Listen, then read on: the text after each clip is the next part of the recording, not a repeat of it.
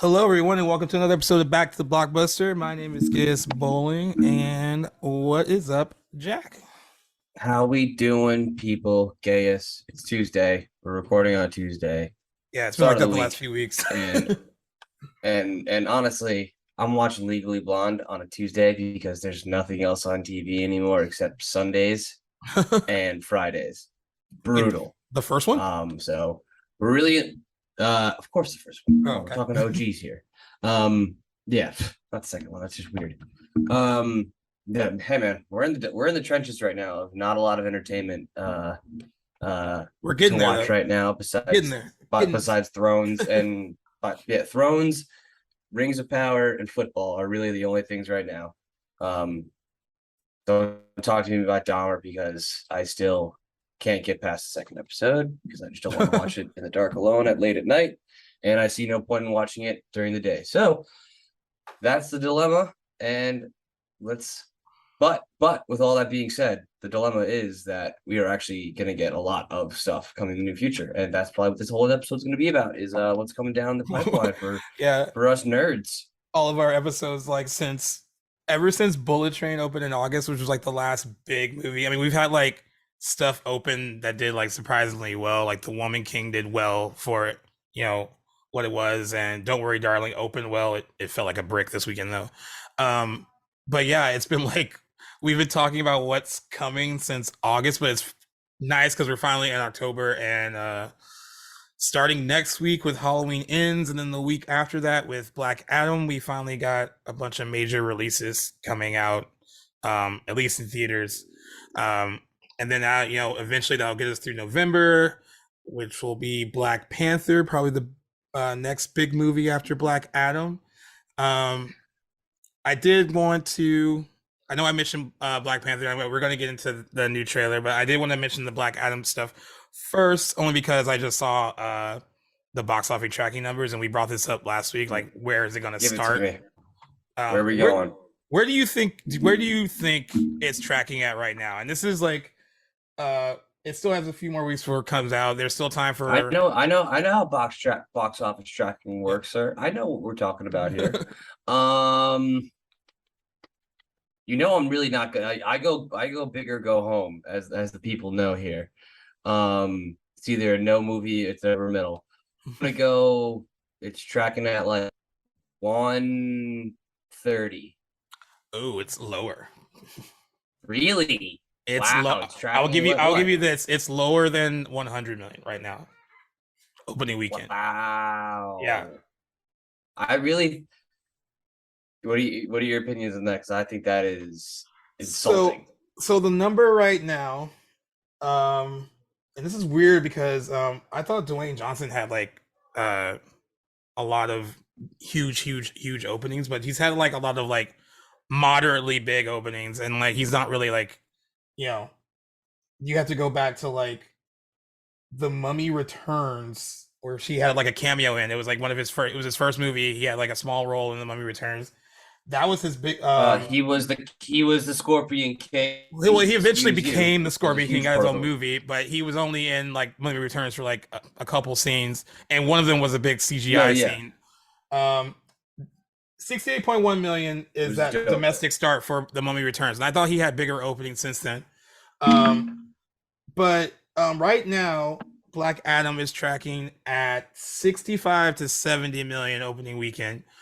It seems pretty low to me, but they said that on Deadline, they said it is tracking very hot right now, so it could go up, especially depending on like what the marketing push is going to be between now and the opening in like what, 2 weeks now? Are we? Because next week is Halloween Ends, and the week after that is Black Adam, so it's close. It's really close. But he's doing that big whole global kind of rollout with it, where we talked about it last week, where he's going to be in like so many places it seems at once. Um, but yeah, I thought that was kind of low, and I don't know if it's because like it's a DC thing, and we haven't had like a DC like film kind of open like in a while, and like maybe there's this uncertainty there, and maybe they don't want to go big just yet and wait till like a lot of this is going to change based on reviews as well, and then early test screenings. I mean, for press screenings, I mean, depending on like what they say when like the embargo lifts or social media reactions. There's a lot that can go into it, but I still felt like it was kind of low. It's Um, insulting. That's what it is. like if I It's was gonna it's lowball it, I was it gonna is very low. yeah. If I was It's gonna very lowball low. it, I was gonna That say yeah. I was gonna say 80, 85 million if I was gonna lowball it. yeah, Um, I and that's wildly low. Especially for being like the first movie that we've been talking about being like opening up, like the new season. That's yeah, wildly low. yeah. Wild. Um, Um, its only but competition on that top of weekend that, is like a well, Julia what's Roberts, George Clooney romantic comedy. That's his only competition on October 21st. Uh, and to apparently that be movie sweet, opened really actually, to well be overseas honest. already. Um, but other than that, yeah, it's yeah, no, they were just saying a lot of it has to do with I think there's just uncertainty there. No matter how much like Dwayne Johnson, like or The Rock, whatever you want to call him, tries to pimp this thing out, it's like it's all gonna kind of come to a head like a week or so before it opens. I think once like all the early word gets out, like when people actually, when press starts to see it early and they can kind of mention a little, a few things about it. Um, I I was wondering. I asked a few people how aware they are of the characters. I know we brought this up last week. I only have a casual knowledge of the character. There was like a big feeling that a lot of people don't quite know who Black Adam is, and this is being sold more on the Rock's bankability and less on the DC stuff because like everyone doesn't know who Black Adam is.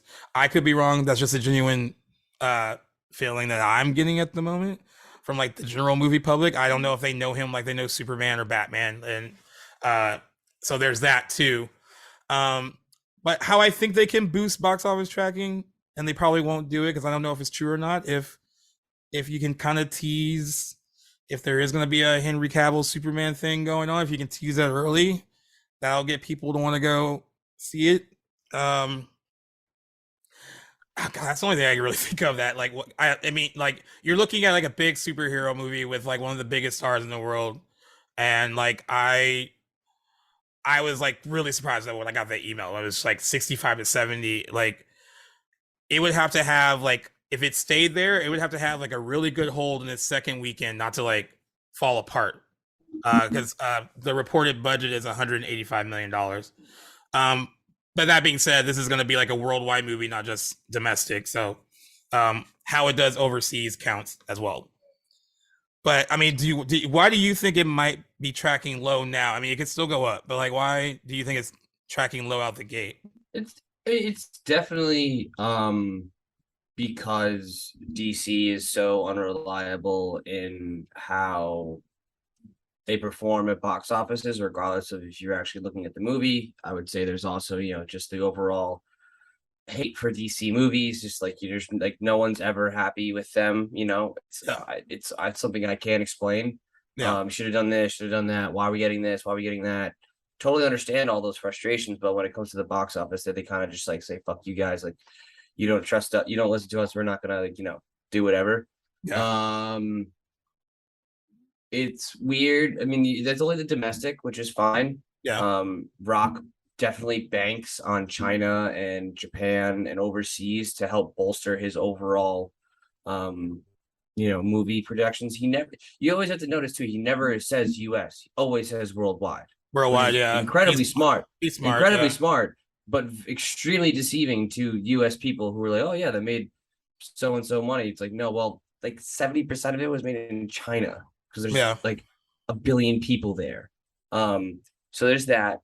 Um, on the bankability of Black Adam, I totally get the sentiment. It's one of those things where like the DC like Warner Brothers and the DCEU is just kind of like in a they were like, let's throw something at the wall, see what works. Shazam luckily turned out to be okay. yeah, So they're like, all right, well now we're gonna bring in Black Adam. Um, but they're two different tone movies, so it's very hard to like be like, this is like, can you imagine The Rock fighting Zachary Levi? Like it's very hard to yeah, imagine these two characters coming together now. So there's not that marketability too. Also, it's very, very, very confusing for people who are not comic book readers to all of a sudden hear the Justice Society of America versus the Justice League. Yeah, They're two different entities entirely from different times in comics. Both are literally the same exact, essentially the same thing. Just a group of superheroes that have, you know, a headquarters and a they have whatever you want to call it. I'm yeah, at a loss for words for it right now. But they have an ensemble cast, and it's usually it's got some mainstays. Um, so people are definitely confused with that. Like, definitely don't know who Hawkman is. Doctor Fate is from some video games, but and some uh animated movies. yeah, Cyclone's new, even to me, kind of like that's just a real one. Atom Smasher is um technically the atom, he just yeah. gets bigger and smaller at an atomized level. So for this Justice League Society, they kind of just took whatever characters that were available that kind of fit the plot, which is great. So I think that they had like the ability to do it, and not for nothing, they are sweet characters. Like I think Doctor Fate and Hawkman are gonna steal the show in terms of performances. I just think that Pierce Brosnan is just made to play Dr. Fate. It's gonna just from the marketing that I've seen so Yeah. far, I think that the CGI looks fucking insane. Um I think we're gonna get a very cool shots of like an Iron Man type inside the helmet type deal kind of view from him. So I'm excited about it. I just don't like, to your point, I just don't think people know why to be excited about it. Rather, I do know why I'm Yeah. gonna be excited about it. Yeah, So I was thinking about this too because like, the of course is this is being banked on mostly on like The Rock's like draw being a box office draw. And then you have comic book fans. And then I was thinking about the supporting cast. I was like, okay, Pierce Brosnan is a household name. He's not a box office draw per se, but like I think, he's there's an OG. respectability. He's just like Yeah. you'll love him. Yeah, you'll love There's him. respectability there, right? Aldous Hodge is Yeah, playing who is Hawkman. playing Hawkman is not a big enough name, but like I think to your point, someone like him could steal the show in a movie like that. And then I, there's I think Noah I Centineo, think who's people are gonna really like Hawkman. Really, really gonna like him. Just gotta say that before you move on to the next character. I yeah, think yeah, Hawkman is a very slept on character because he's very confusing in the comics. Essentially, he's a reincarnation of the Hawk God, and normally he literally is just always in Hawk mode. So yeah, they made it a little more modernized to make it just so it's cool. I think everyone's gonna dig Hawkman a lot. yeah. Hopefully too. And then you have Noah Centineo playing Adam Smasher, who is big with girls because of the Netflix stuff he's done. He's done like those movies To All the Boys I Loved Before, and like he's big in that like arena. But I don't know if he's enough to appeal to that to have them like a female market come in and want to see Black Adam. Um, I'm not. I'm sure he was cast too because he's good, but like I feel like there's always like a reasoning behind casting certain people, and like Noah Centineo does have like the kind of youth market, at least with young girls. Um, but yeah, there's not a whole lot of different quadrants of to appeal to people. The biggest one being The Rock, and then the other one being just being a DC comic book fan. And um, I think they were smart in how they did a lot of the casting, but like just to rely on those two things though now is it feels so weird to say like well to not just rely on The Rock, but I think this is going to be the biggest test of his like being a draw for moviegoers. I think uh to date for him. I'll be very interested in the splits of not the weekends, but the Friday to Saturday. Yeah, like the Because rush, and then if it declines from I that, yeah, really think people are gonna say this movie's fucking awesome. You gotta see it. I know it's The Rock. I know it's this, but like it was a dope movie. CGI was sick. Whatever you want to call it. I think it's gonna do well. I really think, like, from what I'm seeing, the marketing, and it's very little. Like, there's only 7 days left till it opens. a little longer. So it's October 21st. October October Uh, 21st. I'm thinking the yeah, 11th. so The, like I'm thinking the the 11th. week So after, I guess the week after next. yeah. But So still, it's basically, very very they only close. have like certain, yeah, they only have a certain amount of clips that they can use for marketing. So from what I've seen so far, like it's very good. Um, like go on YouTube and check it out for yourself to Yeah. kind of sell yourself on the movie a little bit more. They're definitely keeping like the villain and like the overall plot completely bare bones to us, because which I think is good, because if people then are like, I have no idea who this fucking villain is, they're just not gonna. They're like, all right, well, I don't care. Yeah, I Um, think the trailers have wisely kind of set up the like Black Adam being as an anti-hero being like the main threat without saying like what the actual other threat yeah, might like be. And I think this is a that's smart. classic. That was smart This of is them to a do, I think. this is a classic.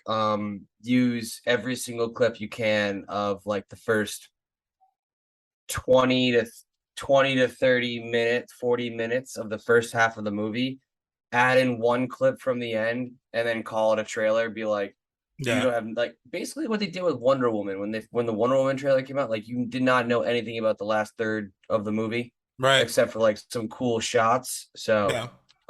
I think they're doing the right thing with this. So I Yep. hope it does really well. I'm excited for it. Yep. And I'm still waiting for you to get special screenings from Oh, Seven still Bus waiting as Production. well. I mean, I think we're getting close on the October screenings because it's just now October. It's October 4th. So it should be soon. I and we also will update you if tracking rises in the next couple weeks. I think it will. I Oh think. I yeah, mean, it will. for it won't if like the movie isn't. I can't imagine it not being successful. But if it's not as successful as we think it's going to be, it won't be for a lack of trying on The Rock's part because he's been everywhere and posting everything and like he's been a nonstop marketing machine. And I was like, I said this last week, if you want someone to market your movie, it's him because he's been I doing mean, everything speaking humanly of which, possible.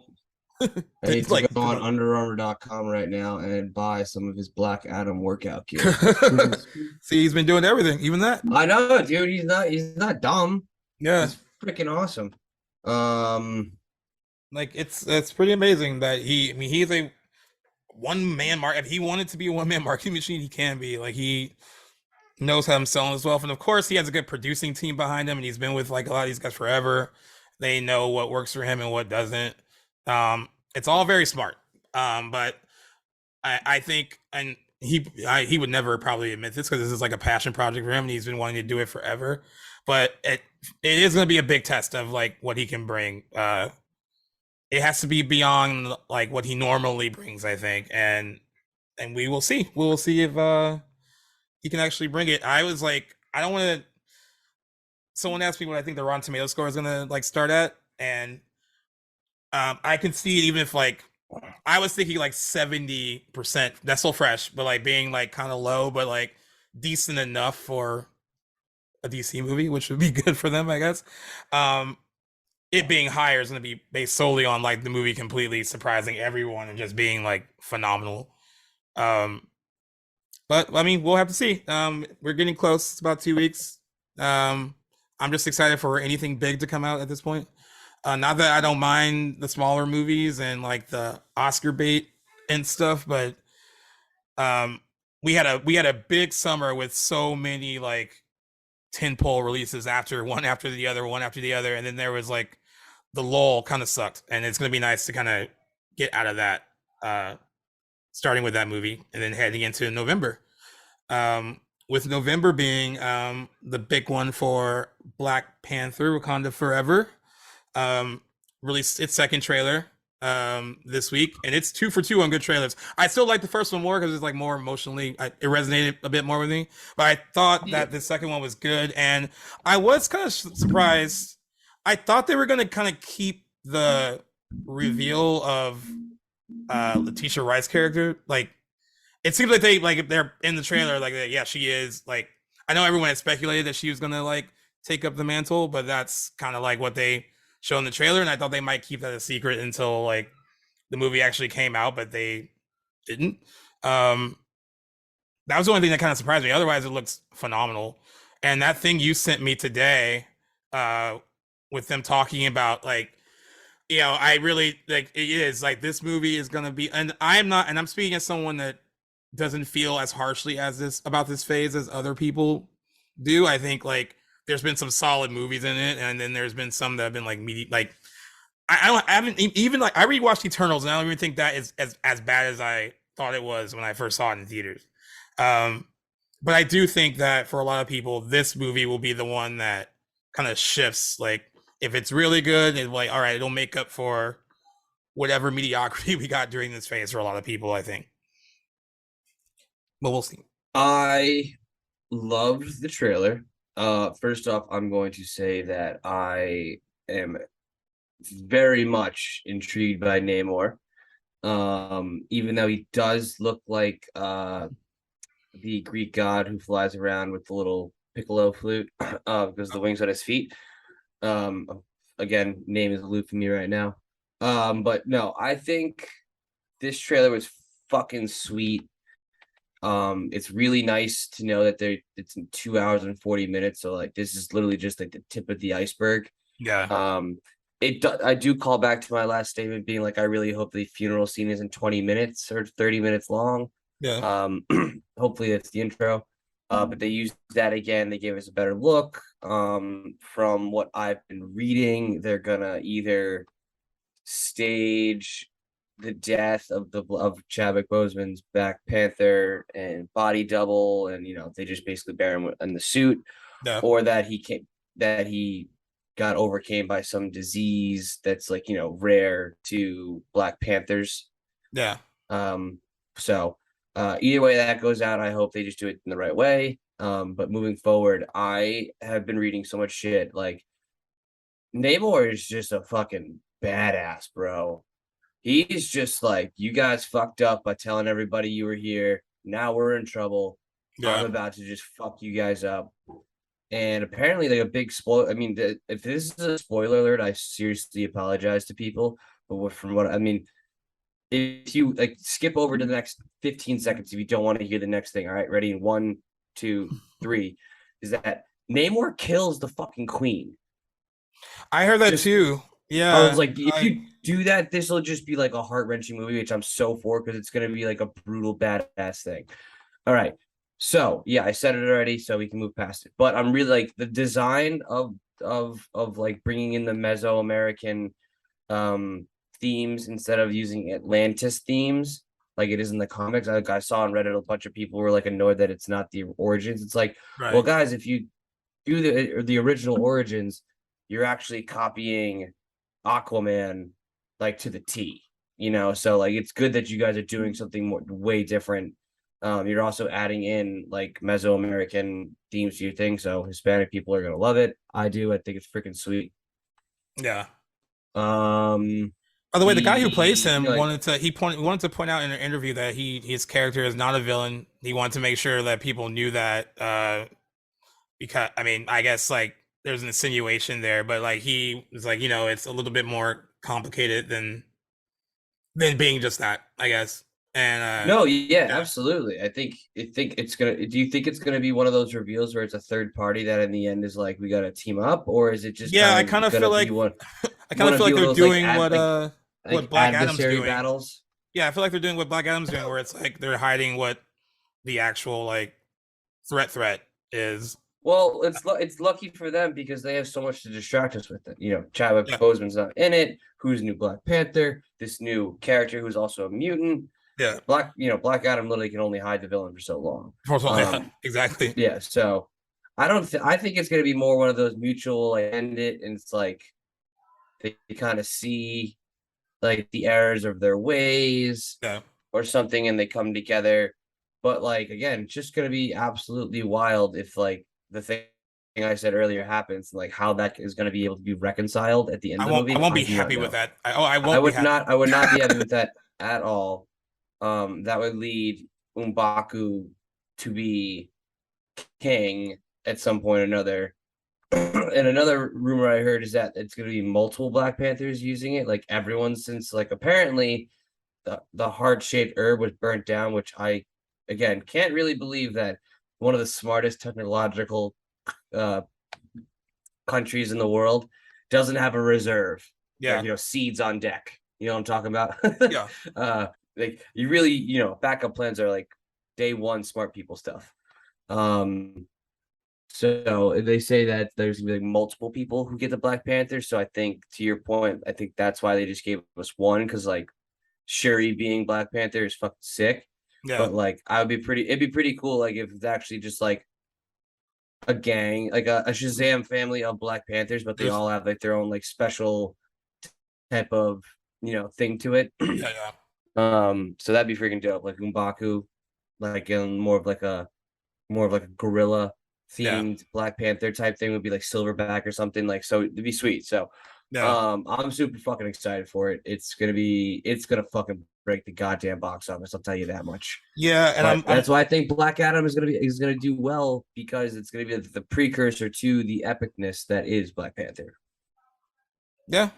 And I think tickets already went on sale for Black Panther as well. And I someone posted on Twitter like just from their early like first night showings that they were it was like different images of like the seating at like an AMC and they were almost already sold out. A lot of showings. Of course, it's just one location, but like uh, we kept asking like if there's potential for the sequel to like have the same box office impact as the first movie because the first movie was like it was more than just a film, right? It was like this like cultural like movement phenomenon. Like everyone kind of like it turned out to be great, but I think it was more about proving a point. Like it was like you say a movie with a predominantly African American cast can't do well worldwide, and like this is what we want to show you that it can. Um, I wonder if it can still bring all that like oomph, and then and then also be a good movie, and then kind of maintain that that box office power again. It'd be really nice to see it happen twice. If it did. I think there's a lot of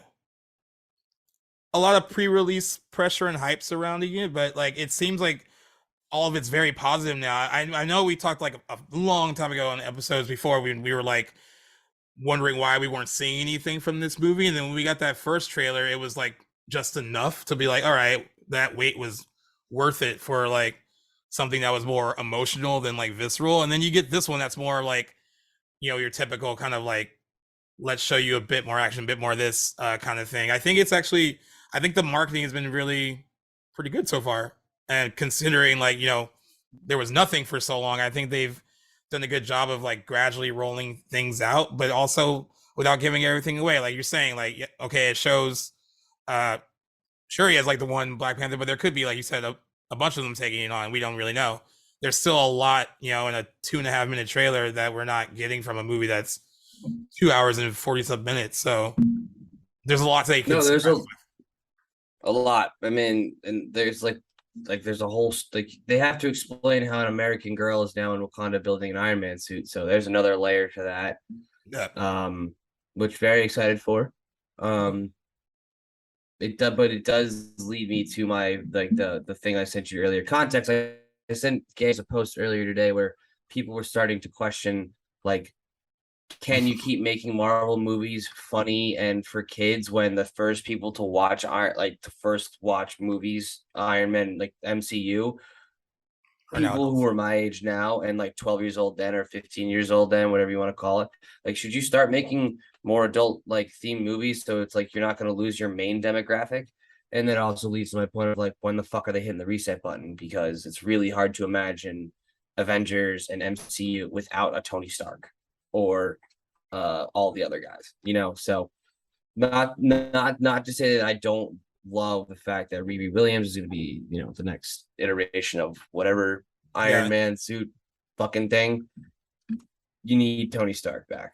So that's all I have to say Yeah. about that. But still super excited for this movie. It's gonna be freaking sweet. Like definitely the action with Namor just like jumping from like air to air with his legs and his thing. It's pretty sweet. So I definitely expect that after the funeral scene, it's gonna be the scenes that we're seeing in the trailer where he's attacking for the first time. Yeah. And then we'll get rolling from there. Yeah. That'd be good. All right. Keeping it on the trailer front, and this is more about the movie coming out this year more than the trailer itself. I was surprised that Apple TV had a Q&A and a trailer release for the Will Smith movie Emancipation that they originally delayed because of the Oscar slap. Because they were like, Mm. hey, it's too soon maybe. But they surprised everyone where they had a screening of the movie. He attended it with director Antoine Fuqua. They also released the trailer the next day. Trailer's pretty good. Um, there is some Oscar I didn't potential like there, it but at oh, all. it's okay. Yeah, there's some Oscar potential there, but yeah, they are making fun of it on TMZ where they're like every movie about slavery has Oscar potential. Like it's just like that's how it goes sometimes. But I guess the biggest This question that movie came out of looks it, though, more so. than anything, was that this is coming out in select theaters on December 2nd, and then going to Apple TV Plus on December 9th. It was a bit divided on Twitter when I was looking about like if this was too soon to for Will Smith to be showcased in anything. So the Oscars were when they were back in uh was it February, January, a while ago. So it's been months since the whole slap. He has made a lot of public apologies, but I don't know if he's actually apologized to Chris Rock. Chris Rock hasn't really spoken to him. Um, but it's also like how long can we keep Will Smith in cancel jail? And like I know like I hadn't thought about it. Um I was surprised they were releasing it this year because they did say they were going to delay it until next year. Um but even with Oscar buzz, he can't even go. So like it's just like he's banned for 10 years from going. They can still nominate him. He's not banned from that. Um but there's all that. Like a lot of people still think it's too soon and it's not right to release it. They could have waited.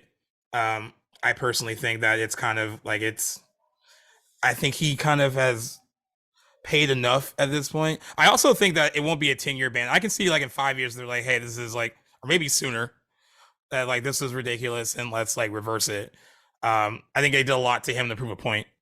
Um, but yeah, is it too soon? Is it right to release like an Oscar baity movie with Will Smith at the end of the year? Like, I really don't care. This movie looks like when the Coen brothers did Macbeth in a soundstage, just black. It just This movie has no appeal to me. Um, Historically, hopefully, like like maybe I'll get a better trailer, but this first one it's didn't really short. really. Yeah, it's like a teaser Yeah, trailer. really short. It's to the trailer. Reason I think they did it, Apple especially, is because they need a little clout. Now they're kind of falling off. Of like they don't have any, like they have Severance. They have some good. They have some good shows. I talk about C all the time. I think it's a great show, Yeah. but I don't think any um So that I Apple think, has like any like thing big on the menu to like put in, so they had to put this in. But yeah, like, actually, no, not true because they have the greatest beer run ever, which I'm actually so excited to watch. dude, I got With mixed Zac reviews though. Efron. I was excited to watch it too, and I get it's gotten like pretty mixed. They all say that Zach Efron is very good in it, but the movie itself is getting like mixed reviews. I was excited to watch it too. I'm I was excited. surprised. No, so I'm definitely excited to watch. I think I might slap that on tonight. But back to Emancipation. I just don't. I really don't care. Literally the news cycle these days are so fast that I mean, yes, I know that Will Smith slapped Chris Rock, but Yeah, I really don't give a shit anymore. And I mean that with all yeah, due respect to anyone who does actually like care if he apologized to Chris Rock. They're millionaires, icons, and will never be forgotten in life, in the history books. yeah, I don't care. Like whatever their problems are, that's their problems. This movie is not hitting it for me. Obviously, I'm probably not the demographic, but still, right. stylistically, it didn't look great to me. So I'm still open to it because I've heard so much shit about it, and I have to watch. I do watch the best pictures, Yeah. the best noms. So A I'll watch part of it. me, a part of me thinks they did this, and this is just me like spitballing, and that's like last year they won Best Picture with Coda, right? So that was a big deal for them. And I think they wanted before the slap, like this movie and there's another movie that Martin Scorsese is doing with Leonardo DiCaprio was going to be their movie, but that got Scorsese's not done editing it yet, so that can't come out this year. And I think they kind of feel that Emancipation is their best chance at kind of like redoing that again, like they did with Coda. They also have Cha Cha Real Smooth, which got really great reviews, and like, but it came out so far early in the year that I think they're like, we can't rely on that one either. I really think they did this like to be like, all right, this is our Oscar player, and we want to come out swinging again after we did really well with Coda at the last Oscars. But that's just like me assuming what they're thinking. That's the only thing I can like kind of imagine, that they were like, we had like two or three Oscar players, and one of them came out too early in the year. Like people might forget about it. The other one is delayed because Scorsese is a perfectionist and isn't done editing it yet. And the other one could have come out had our star not, slapped a comedian on stage at the Oscars. So it's like, I honestly feel like you said, I don't really care anymore. And I think enough time has gone by that um, it's fine for like Will Smith to like continue with his career. Like it's perfectly fine for him to keep like, like stop delaying his stuff. If he wants to do another Bad Boys movie with Martin Lawrence, let him do it. Like it's like you can only like say you're sorry so many times before it's like, done. And I think It's not like he like guys. It's not like he like was accused of like of touching somebody inappropriately or like stowing children away on a cargo ship. He hit another famous actor. Like whatever. yeah. I'm so past all the nonsensical drama of certain things that I'm just like shit happens, man. Yeah. Sorry. And he had We'll his, move he on. had his moment where And like, we'll hold you accountable, but like yeah, exactly. yeah, unless you like killed my grandma or like my dad, like I don't care if you put out another movie out, man. Do Yeah. you?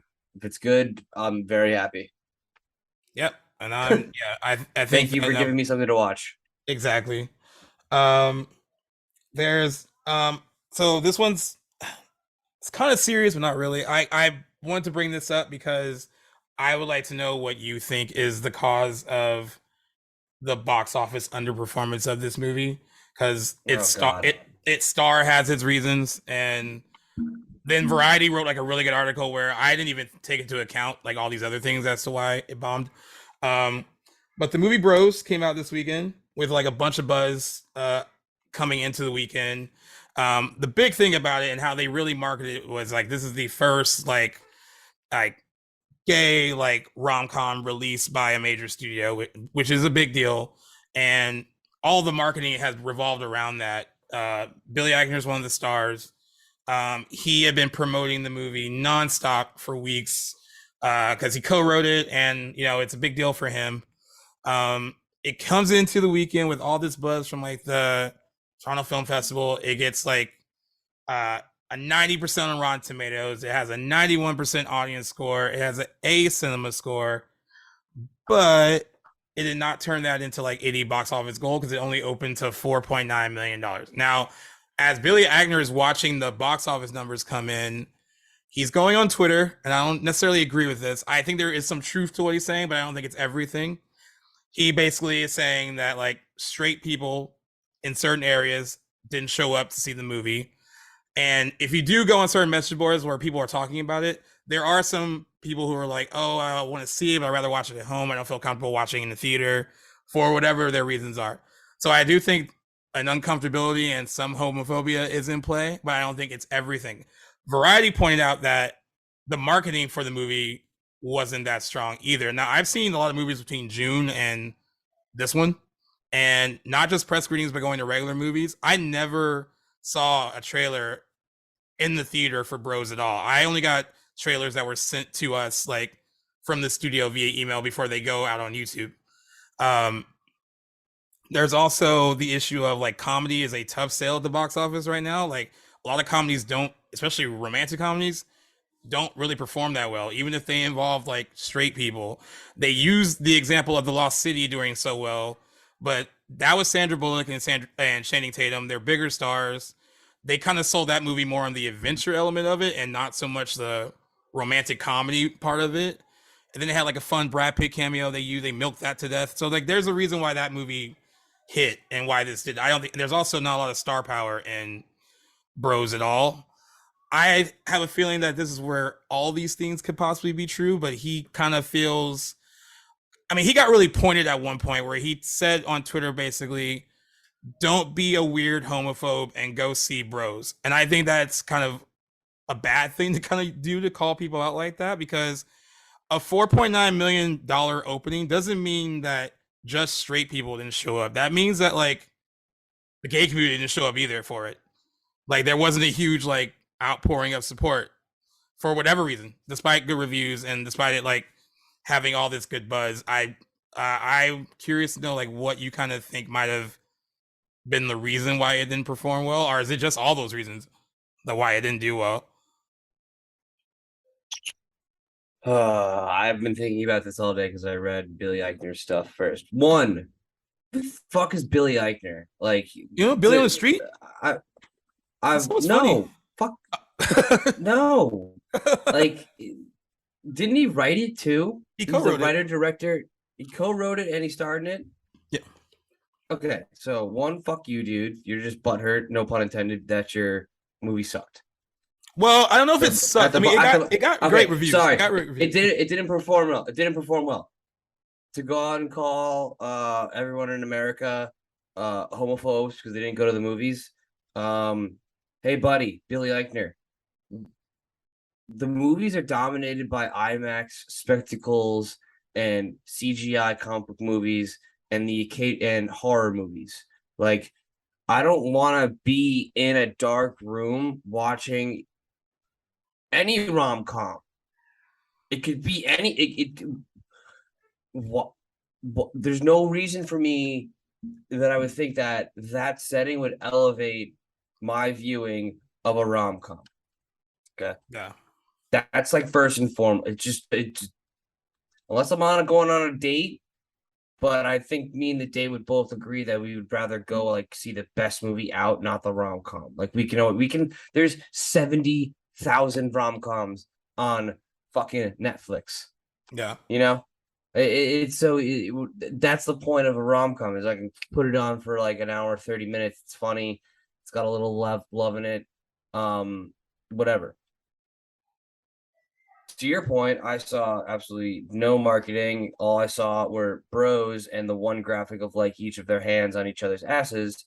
The poster, Which yeah. again, yeah, like I don't give a shit. Like that was the funny poster, but I think what would have done better in marketing and messaging is if that instead of saying this is the first gay rom com, just make it a rom com with two dudes who like happen to be gay. Like you don't need to market it as like it's one of those things that I've heard this. It's one of those things. It's a point that I hate saying, and I'm going to try and say it as best as I can, but it needs to be said. In those instances where it could be LGBTQA crew, another whatever, whoever people feel marginalized or are marginalized, not feel they are marginalized or not accepted in wholly, when they do that type of thing where they outwardly like over promote that this is our thing. It's like, like it's the first gay romance movie. Okay. But doesn't that now put the spotlight on this small little group that doesn't feel a part of the whole of the community? You know what I'm saying? It's Yeah. like when the movie was being made, if you're not gay, you're not going to be able to make this movie or work on it. So that right there, okay, so cool. It's not inclusive of everything, but it's inclusive of your community, which is fine, which is great. That's what you want to roll with. But to then go attack the other half of the other side of the fence, where for the longest time you were saying, we don't want you on this movie. We want to make our movie and say this that the movie that you made for you is for the general public. Yeah. I think that's just a little ridiculous to say.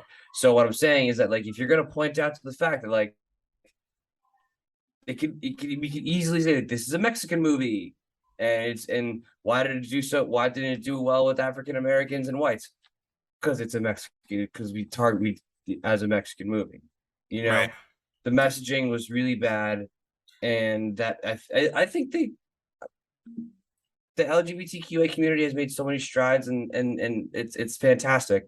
But when they do that type of thing, or any group does that type of thing, it kind of puts the spotlight back on them that, hey, and I don't mean this way, is that, hey, we're not the norm or we're different. Yeah. Therefore, you know what I'm saying? Like that's why I think this movie it didn't fail. I mean, it sounds like it was a great written movie, filmed well. I mean, some of the comments I read Yeah. on Instagram and other stuff was just like, it wasn't that great of a movie. Me and my gay friend went. He didn't even think it was so funny because it was all centered around like actual sex rather than like the funny nuances of dating and rom-coms.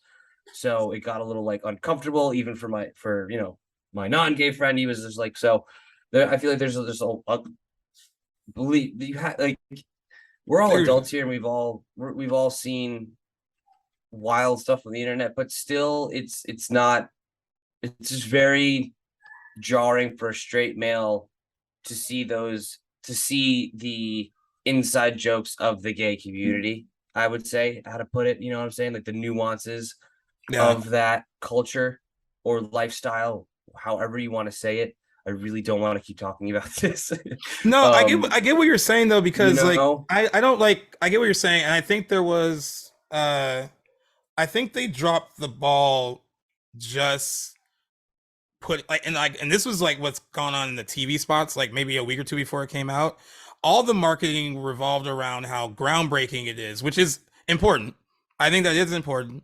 But then it lost sight of like what the movie is even about. Like what about it is romantic and what makes it funny? Like what is it about these two guys getting together? Why should I root for them? Why should I go see it? A lot of that was missing from the marketing looking back on it.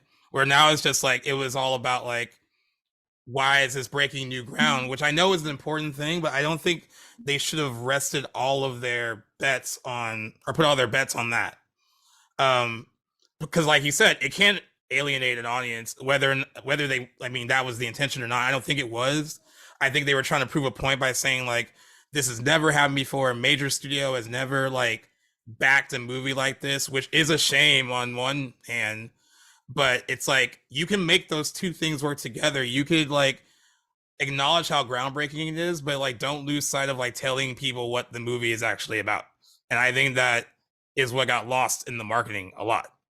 And like I feel as I feel bad for him because I watched him promote the movie a lot, and you could tell he's proud of it. And I mean, as a writer, that I think that's awesome that he's proud of getting this thing made. Um, I will also say this: I know you said who the fuck is Billy Eichner. Billy Eichner's a lot. I do think he can be funny, but I also think he in can be a what lot. context? He could Like be a in he could be like a lot, on a and I morning think show, on a morning is show, he yeah, relevant yeah. throughout society? Is he relevant throughout the LGBTQA community? Is he relevant in the comedian community? Give me something, because it's like I've heard of the name, but like or like Billy on the Street, maybe in passing. Yeah. I don't think But like he certainly doesn't. He's not a box office draw. The other guy, is it Luke so I just McFarlane? I don't think think is also another draw. Either the his co-stars mostly in like Hallmark movies and stuff. Like this was an opportunity for like, and I also think they thought they could rely on like using Judd Apatow being like, this is the producer that gave us Trainwreck and Forgetting Sarah Marshall, and like they use that in the marketing too. I noticed. Um, but you have to keep in mind like those movies are I won't say old, but like we haven't had comedies that have hit that hard at all, like at the box office. It's not just like this isn't just like the case of like Bros and it failing. Like a lot of comedies have like crashed. It's like it's almost like it's like extinct at the box office now. A lot of those movies go to streaming, and a lot of romantic comedies go to streaming because uh there could be a bigger return on investment, and there's like a not it's not like it was when like Julia Roberts and Sandra Bullock and Cameron Diaz even were like ruling that like genre, or Hugh Grant or any of those people. It's a lot different now. It's just they were trying to like he was trying to also promote it as a traditional romantic comedy by saying that like hey, like as a gay man I've had to accept and watch like Pretty Woman and 2 weeks notice and The Proposal and have to find myself in your stories. Why can't you take the time and watch something that involves us like I've done with like your movies? And I get that point. I I don't get totally get that that point. point. I don't get Uh, that point. wait, why not? Why not? It leads back to my thing that I didn't want to get away from. It's like, yes, unfortunately, that the group or community or whatever that you identify with has not been fairly represented in previous years and decades of movies, and that in turn has been very hard for people to accept. That I want to see, some gay characters in the movie. I don't want to be just relegated to the, gay best friend or the funny gay best friend. Totally get that, but that's just like just do the like. I always go back to the argument of like, you got to go with the numbers at this point. Like if there's 10 people in a room, give me some math on like if there's going to be one gay person in the room, black, white, Asian, whatever. Yeah, Like just that's how that I feel like that's how you can't just say like, oh yeah, we made this. You have to see it now because we want to show you how we look at ourselves in society. It's like, okay, you might look at yourself like that in society, and this could go for anyone. That just doesn't have to be pointed out to a group that the LGBTQA. I'm just saying that it's like if we made like an all white movie, it's like that we made this for the white people, or like we made an all black movie because it's for the black community, like which has been done before. But Tyler Perry, yeah, perfect example. Tyler Perry makes movies for the black community, no, right? he More does, and targeted that, towards the black community. he makes the And point as to why he does. I mean, because like, he's trying to tell stories about his experiences, like stuff that he is familiar with, that maybe like mainstream white America isn't gonna write about or talk about. okay, I mean, exactly. I don't even Stop. love Tyler Perry That's movies, but I see his no, but point. Like, that's the point. yeah, See, because he's doing that, he's making it like, hey man, like if white people come see the movie, fucking awesome. Like they get to see a part of our culture, how what we do. But I didn't make this movie for all of America. I made it for them. I made it yeah, for this group. And for Billy Eichner to be like, go through all this stuff of like strictly LGBTQA members, all this, da, da, da, then to go say, I made this for everyone and you're not watching it, that's just so unagreeable. That's just you can't agree with that logic. yeah, You made this for a certain community, expecting it to resonate with the entire community, yet to his argument or to anyone's argument, I can't see myself in his movie, so why would I want to go see it? right. I think they could also That's all it see. is. I think they could also see things in pre-sales leading up to the movie coming out, because I follow him on Instagram, and a lot of the narrative on his Instagram page, 3 or 4 days before the movie came out, turned into like, make your straight friends go see this too. It was like he almost felt like this isn't gonna hit the way it needs to, because when it came into tracking, it was only tracking that $8 or $10 million. It debuted way below that. I honestly thought that, like, based on the trailer and like it looking funny, I thought it was gonna kind of hit. I thought like it would actually like, and like I thought it would do well, like especially with the good reviews and all that stuff. Like that goes a long way with like a lot of people. Um, I was surprised it came in that low. Now you can say that the 8 to 10 million number would have been like, you were like, okay, I can see that, but below that, I was really surprised that it came in that low. But to like what I said earlier, I also think that that doesn't mean only straight people didn't show up. That means that some of your community didn't show up to go see it. Like it would have done better, I think, if like, so it's just, I think. And another point. Oh, sorry. No, no, no, no, Continue. go ahead. No, no, go ahead. And another point too. It's like, gays. How many times have we seen like I don't want to say regular movies, but other movies that have been rave reviewed by critics and Oscars alike, great tomato ratings, and didn't make money. And they Like bomb, yeah. this isn't this this isn't something crazy to like understand. No one wanted to see the movie that weekend, and because of it so bad, he's having a little hissy fit on Twitter, calling everyone a homophobe. Yeah, I also think But I guarantee you, this will make everyone watch it when it comes out on streaming in a month. exactly. I actually mentioned this earlier today. I said this to me based on the reviews and how it's being like, it's still the talk of like the industry right now. Maybe not in the way it wanted to be, because last week it was like, oh, so groundbreaking. This week it's like, oh, it bombed. But this has potential to be like a cult hit down the road. Like I can see it like doing really well once they release it on demand and on streaming. I think it'll find like its life uh there. And maybe it should have started its life there. Or another thing too, I think September 30th, right before October, right before fucking spooky season, was the wrong time to release it. I mean, Smile made a lot of money this weekend. Smile made like $22.6 million. It's like that's the movie that people wanted to see the first weekend of October. It's a horror movie. Um, Perhaps Bros would have fared better around Valentine's Day or early part of the summer. Like I think there would have been like there's so many factors I think that Universal didn't even try because I kind of think Universal was like, okay, we're doing this. It's big that we're doing this, but I also think that they didn't give it as much of a push as they could have because they knew there could be a loss. And at the end of the day, they could at least say like, well, hey, we made it and we tried.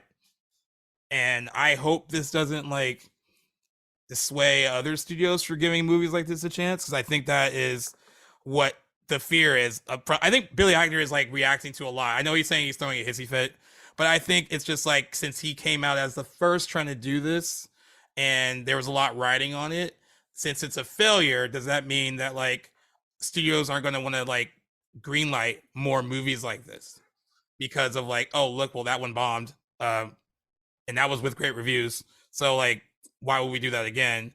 I can kind of see the kind of fear and like, okay, like I, I was the first one to kind of go out and do this. It didn't do well. Now where does that leave like other filmmakers, other writers, other people that want to try to make movies like this? Our studios are gonna have like the balls to want to do it again because it financially didn't work out the first time. And this was like not micro budgeted, but it was only $22 million. It was not like a big movie, and even like with a budget like that, it's not going to make that back in theaters at all. Um, but yeah, I do want to kind of like end with it on that point. Do you think that like other studios are going to be like, oh well, Universal tried it, didn't work, should we not try it? And I know it's like Sorry. a hard. I know it's a hard one because like I know like when certain No, things it's don't no. hit.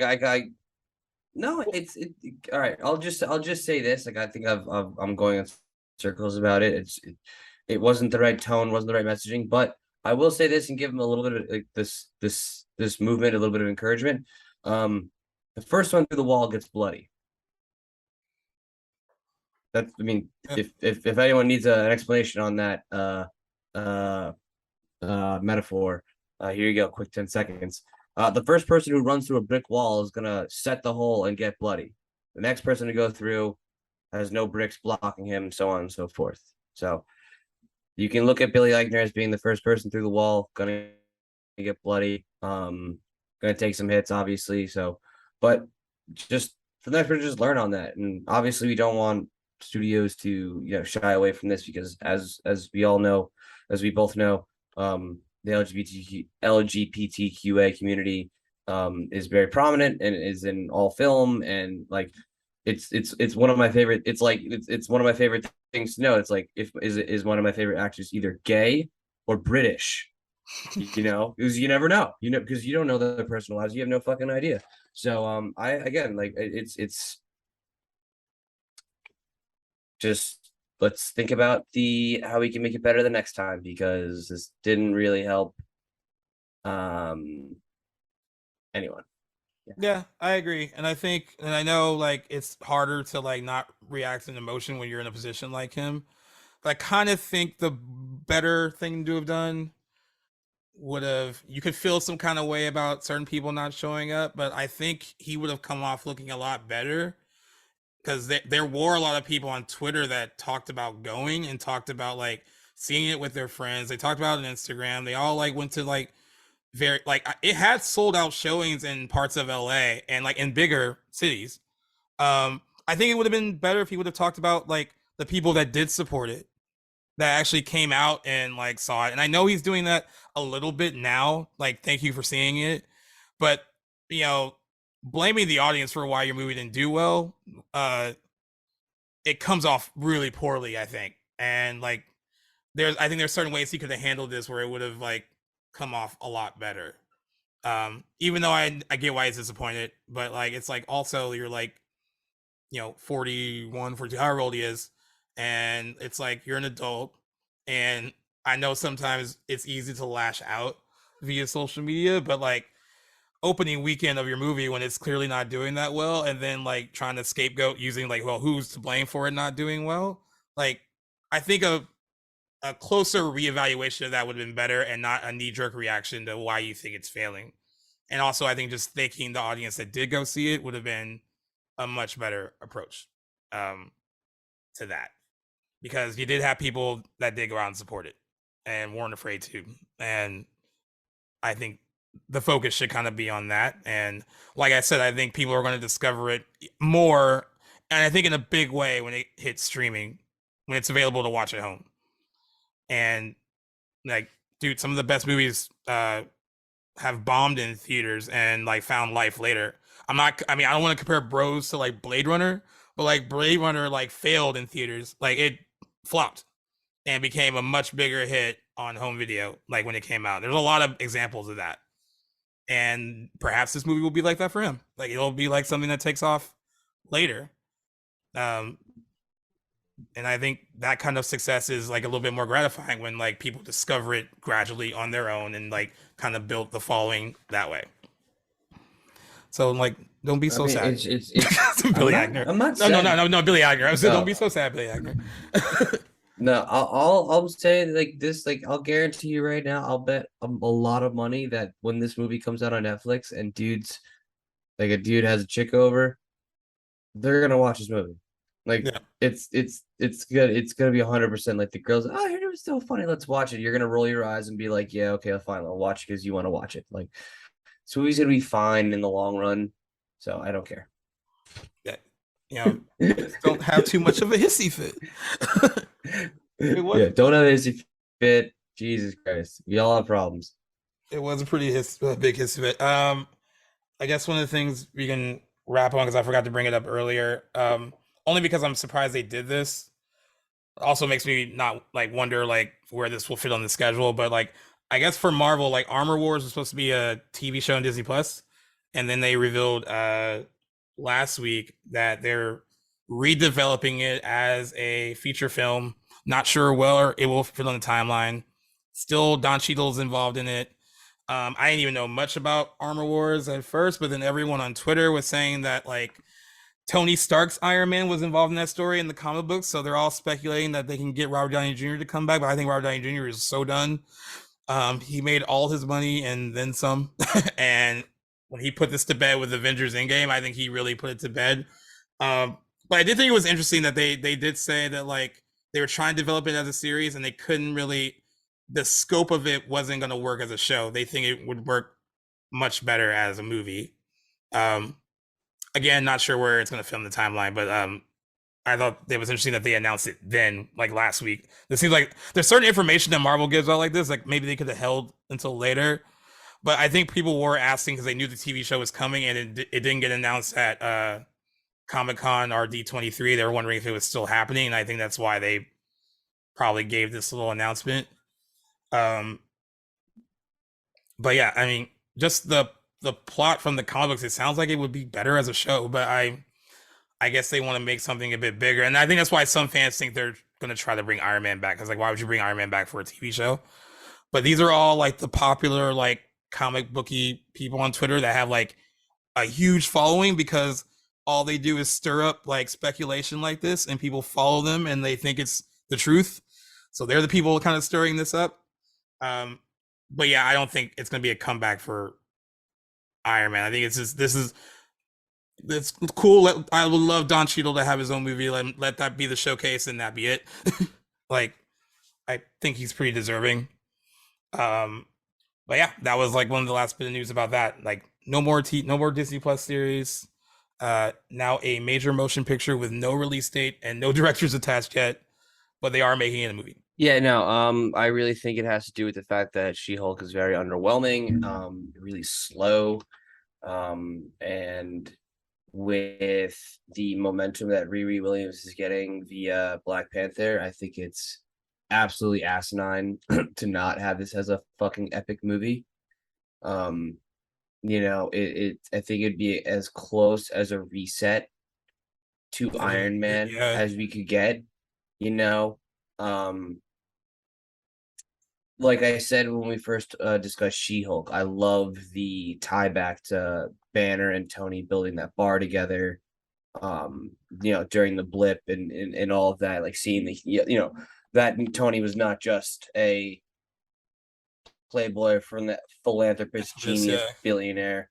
He was a friend. So I would find, I hope that they can like either tie back his Malibu house to like Riri, or but I have no idea how she even gets introduced into the MCU now. So I'm completely speculating, but it should be a movie. Like, yeah, it should. I don't think it should be a show unless it should be 45. Like it should be a long. It just frustrates me sometimes so much with Disney Plus when they just give you 23 minutes and it's like we expect you to know what's happening yeah. or how this happened. It's like, no, dude, just give me 45, 50 minutes of content and then 5 minutes of trailers and of end of credits. I understand you got to put everyone's fucking name in it, and then a preview for next week. Right, I'm so sick of this shit with Disney Plus where it's like, all right, you waited all week. Here's 23 minutes, and then no preview for the next week. right. It's so fucking annoying. So I really no, I really like I don't want to watch Andor because it's so short. How many? Well, how It's many the episodes? It's like 8, right? no the Oh, minutes. the episodes are like 45, not even an hour. I don't even know. I think they're like 35, but still, it doesn't take. It's still. Why am I sitting down to watch 30 minutes? I can spend 30 minutes on YouTube and have way more fun. So I'm excited it's a movie because people are going to see it. It's going to be epic. There's going to be more money in it. Um, and yeah, Do you? I want to I ask mean, this before we go because we brought up the reset before. Do you think that they need a reset eventually because like the newer stars and characters that they're trying to bank on now won't be big enough to sustain like these phases like moving forward, like they're not like can so 100%. they're banking on We're, people we're like gonna Florence Pugh and like all like these kind of new generation of people, or like Haley Stanfield if she comes back, well she will come back eventually, but like from like Hawkeye, like they're not big enough names to kind of like our characters to kind of keep the Marvel stuff afloat without having to go back to the well that fed them really well with like Tony Stark, Iron Man, you know. no, dude. Like you can't. Like one. All the people you just mentioned, like the like 25, 27, like those actresses you just mentioned, Yeah. they're not fucking playing these characters for their 10 years. They're not. They're not playing this. Like Florence Pugh, if she's still playing Yelena at 30, 35 years old, That's still young enough though, she's right? no, it has nothing to do with her age to the character. It's just so much so long. You've been Right. doing it for so long. Like do something else or just like say goodbye to it. Get your solo movie and get out of here. They have to reset. They really do. It goes back to the point we talked about earlier. It's like when the first Iron Man came out, you were like 12. You were like 16. Like I can't watch another like who's gonna start the Avengers again? Like there is no Avengers, you know? Right now, obviously, there's like we're in a little bit of an whatever the hell the word is, Ambiguous. ambiguous time right now within the timeline because of all the events that have happened up to it. Right. But still, it's like in 10 years, like who the fuck is the lead So it's of like, the yeah, so who Avengers? are gonna be our Avengers for like this the Kang movie and then like the Secret Wars? Like who are like the team is like is it what The team She-Hulk would be and like it would uh, be She-Hulk, Thor, Doctor well, Strange? probably Thor. You need you Doctor Strange, Ant-Man, They said Scarlet Witch isn't done either. Rhodey, He's Rhodey. he was like, I don't know how they're gonna use her again, but he Like, said he's not done with using like, Scarlet Witch. oh yeah, exactly. So like, it's there's just no rhyme or reason to anything that they're gonna be doing when it comes to the new one. So they're gonna have to reset. They have to. Um, sorry people, sorry Disney. You're gonna have to actually think of a new movie to do rather than that because like you also have to think that like the movies are based on the comic books comic No. books take a fuck long time. Like physical comic books take a long time to like catch speed and get like notoriety. Right. So if you think that like 7-year-olds and 8-year-olds who are going to the comic book store are all of a sudden going to be reading about Yelena Black Widow and Riri Williams Ironheart over a new Tony Stark Iron Man comic, you're outside your mind, you know. Again, it sucks, but that's just the way it is. You want the original. Like Yeah. so they're gonna come out with new Tony Starks. They're gonna come out with a new Tony Starks. They're gonna come out with new Captain America. Like how like Captain America isn't supposed to die. That's like the whole fucking point of him. He's not there. He hasn't been for like 4 or 5 movies. We need a Captain America. I mean, we do. I'm sorry. I don't mean to discredit Chadwick, not Chadwick, Anthony Mackie. I'm actually Anthony watching him Mackie. right now on We Are Marshall.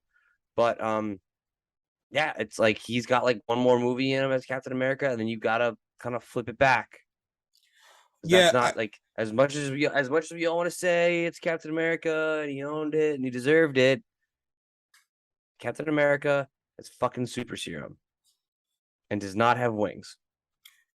yeah. I No don't care respect what color. I don't care what color he color is he at is. all. I don't care. I did not mention that. I just had to clarify that. He has to have super serum. He cannot have mechanical wings. Like that's it. That's really like what I'm saying. Like if Yeah. kids want to imagine Anthony Mackie as the new Iron Man, I mean as the new Captain America, we can do that. That's totally fair. But the comic books that are produced by Marvel are not going to do that Right. consistently. They'll do a couple comics to match the movie that's going on. So people have collector items, but they're still going to be making Steve Rogers comic books. So they have to reset. That's really it. The comics dictate the movies, not the other way around. As much as how crazy that is to think that billion-dollar entities are controlled by source material, that's how it fucking happens. Source material gets into IPs. IPs make money. Done. I just realized how I'm just wondering how that all works once you bring in like Fantastic Four and then like X-Men, like these more team oriented like things into the MCU, like where it's like they're going to be kind of massive in their own right, where like there's just going to be so But many like, people, like it's going to be just so many but things that, going on, but, like but that's why I'm so annoyed with like they keep like putting the phases around stuff because like we could eat like you could easily do like the like 2 movies happening at the same time, the same timeline. We don't yeah, have to mention anything about Avengers in the Fantastic Four movie. yeah, You know what I'm saying? Like we can totally make that without having it any connection to this Phase 6 MCU. right, They can always retroactively say that, yeah, Fantastic Four was actually the beginning of Phase 1.1. You know, right. you know, I got we you. we, we got to start over somewhere. And instead of doing Iron Man, we're actually doing Fantastic Four in a different universe, and we're just gonna call the phases, 1.1, 1.2. And then eventually they finish the 1.0s. Like they finally get to fit the phase after Kang Dynasty. Like I don't know what they're gonna do. So I really think just stop at phase 6. But they know they have fucking all other stuff. It's a lot. They got a lot. It's you literally. I think they're at that stage where it's like they've thrown so much stuff that like they Yeah, have to hold. Like I'm picturing like someone holding up like a huge rock, and all of a sudden just like one little rock comes and it just breaks the whole breaks entire the whole thing, and thing. you're just like, Yeah, yeah, like that's what Marvel's doing right now. They're just holding up all these promises of movies and like, shit, like, uh, I don't know. We probably shouldn't have committed to 7 phases. yep. Crush. So There you go. you can always take a break, guys. Yeah, I mean, I But think yeah, they've gotten so that's used to about this it. momentum they have that they feel like they can't, and like it's okay to hit the pause button like a little bit. Um, yeah, I agree. I think I think they've been so successful building things around phases, and then like, but I agree. I think now that that has to change course a bit. It doesn't always have to revolve around like this next big thing that's coming. Like these projects can kind of like exist in their own space without having to mention like, oh, this might connect to this, and then this is going to connect to that. So yeah, I agree. I agree with you on that. Um, but yeah, we got through another.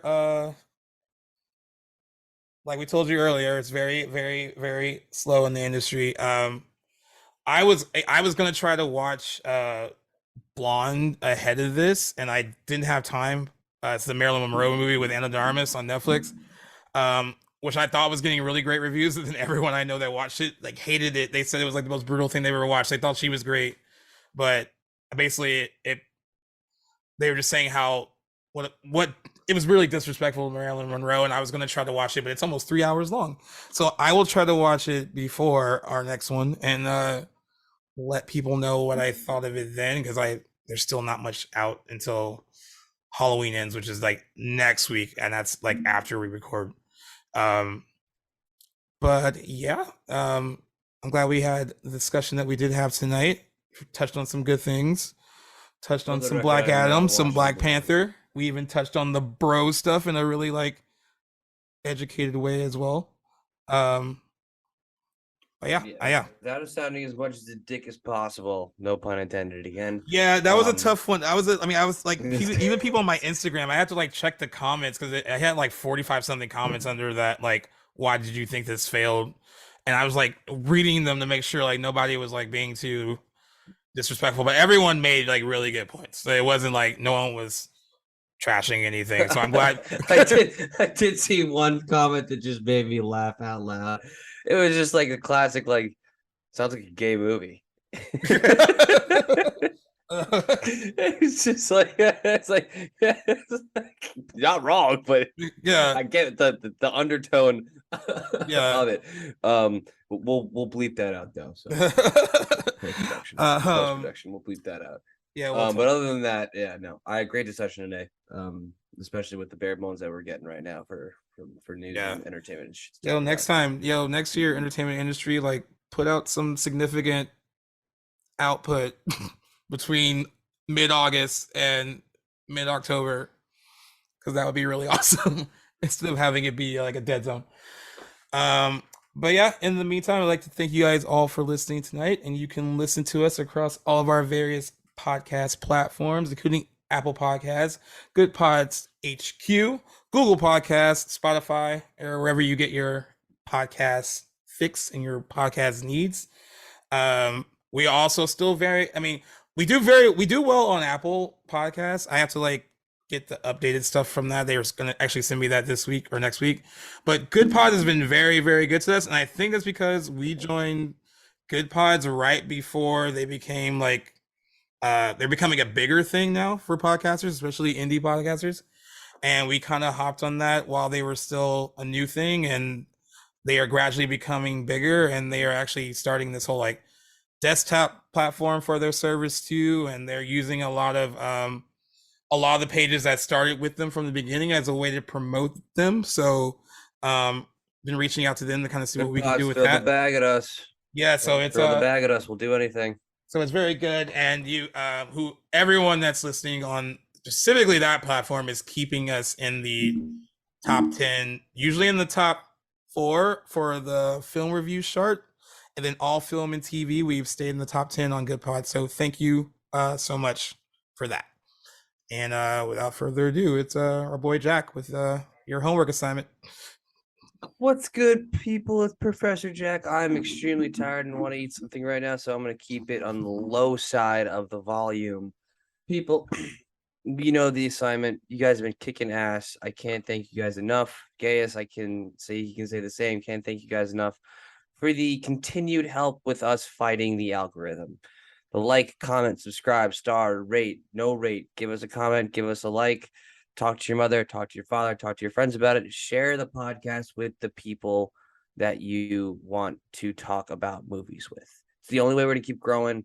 It's the only way me and Gaius are going to be able to quit our day jobs to become full-time podcasters and travel across the world. And I just think that everyone should have a fantastic Thursday because that's when this podcast gets released. And going into the weekend, I just would like everyone to remind everyone to like, comment, subscribe on iTunes, on Spotify, on Good Pods, especially shout out Good Pods. And the last thing I'll remind everybody that the Cowboys are 3-1, Cooper Rush is 3-0. Thank you very much. Have a good weekend. Go Cowboys. Peace. Peace.